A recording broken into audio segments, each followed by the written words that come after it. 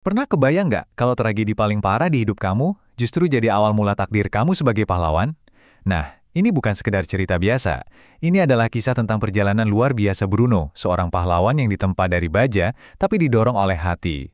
Dengerin deh kutipan ini. Wow, ini benar-benar inti dari cerita Bruno kan? Dari kehilangan yang luar biasa, malah muncul kekuatan buat melindungi banyak orang. Dari seorang anak dari daerah kumuh, jadi simbol harapan bagi seluruh kota. Yuk kita telusuri bareng-bareng gimana perjalanan epik ini dimulai. Oke, untuk benar-benar mengerti siapa itu Bruno, sang pelindung eruditio, kita harus mundur dulu. Jauh ke belakang, ke sebuah tempat di mana menara-menara kota yang berkilauan itu cuma kelihatan dari jauh. Kita akan masuk ke gang-gang sempit di daerah kumuh, tempat seorang pahlawan tanpa jubah pertama kali belajar apa artinya keberanian. Lihat deh, eruditio ini kayak punya dua muka. Di satu sisi, ada pusat kotanya yang, wah, canggih banget, penuh teknologi dan kemewahan. Tapi di sisi lain, ada pinggiran kota yang seolah terlupakan, tempat Bruno tumbuh besar. Perbedaan yang drastis inilah yang justru ngebentuk karakter dia dan jadi panggung buat semua yang bakal terjadi. Jadi, jauh sebelum ada kaki baja atau teknologi canggih, Bruno tuh udah jadi pahlawan loh di lingkungan kecilnya. Dia bukan cuma anak yang paling lincah dan jago lari, tapi dia juga punya hati yang besar. Dia selalu ada di depan buat ngebelain teman-teman yang lebih lemah.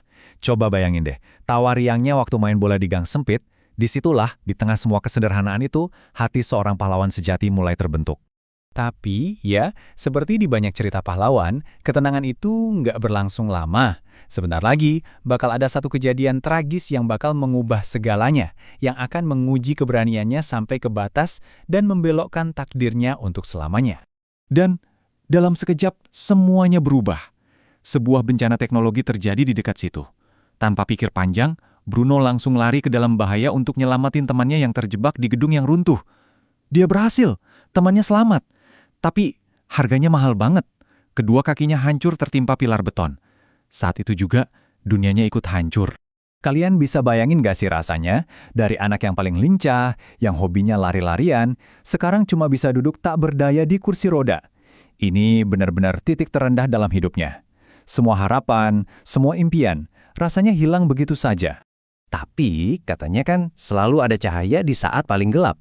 Nah, buat Bruno, cahaya itu datang dari tempat yang nggak dia sangka-sangka. Dari jantung kota eruditio yang selama ini seolah nggak peduli padanya, mereka datang membawa sebuah tawaran.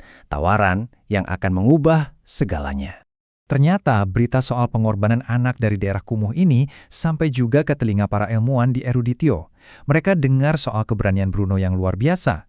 Jadi, mereka menawarkan sesuatu yang belum pernah ada sebelumnya. Mereka nggak cuma melihat Bruno sebagai korban, tapi sebagai simbol keberanian. Mereka menawarinya kesempatan untuk bangkit kembali lebih kuat dari sebelumnya. Tapi jangan kira ini gampang ya, prosesnya sangat menyakitkan. Bayangin, kaki buatan harus disambungkan ke sistem sarafnya. Terus, dia harus belajar jalan lagi, benar-benar dari nol. Tapi, justru dari penderitaan itulah kekuatannya muncul. Dia sadar kaki barunya ini memberinya kecepatan dan kekuatan super. Dan yang keren, dia nggak mau pakai senjata biasa. Dia secara khusus minta dibuatkan bola energi atau powerball. Dengan kekuatan yang luar biasa ini, coba pikirin Bruno bisa aja jadi terkenal atau bahkan balas dendam. Tapi dia beda. Dia memilih jalan yang lebih mulia. Dia menemukan tujuan hidupnya yang baru. Bukan buat dirinya sendiri, tapi buat melindungi mereka yang nggak bisa melindungi diri mereka sendiri. Kata-kata inilah yang dia ucapkan ke Lolita, seorang anak kecil yang lagi ketakutan. Kalimat yang sederhana ini jadi prinsip hidupnya. Dia bukan lagi seorang korban. Dia sekarang adalah seorang penjaga, seorang mentor bagi generasi berikutnya. Nah, kalau sudah jadi pelindung, pasti ada yang harus dilawan kan? Dan musuh bebuyutannya Bruno adalah Laboratorium 1718. Mereka ini kebalikannya Bruno banget. Kalau teknologi menyelamatkan Bruno, mereka justru pakai teknologi buat menciptakan cyborg jahat tanpa jiwa. Ini adalah pertarungan antara teknologi untuk kebaikan melawan teknologi untuk kehancuran. Dan sekarang, lihatlah dia, bukan lagi anak laki-laki yang terluka. Dia adalah pemimpin pasukan keamanan eruditio yang disegani. Gaya bertarungnya itu loh, akrobatik banget, menggunakan powerballnya. Setiap bolanya memantul, energi kinetiknya makin kuat. Dan tendangan andalannya, wah, jangan ditanya. Katanya sih bisa menghancurkan tank lapis baja. Tapi, disinilah ceritanya jadi makin spesial.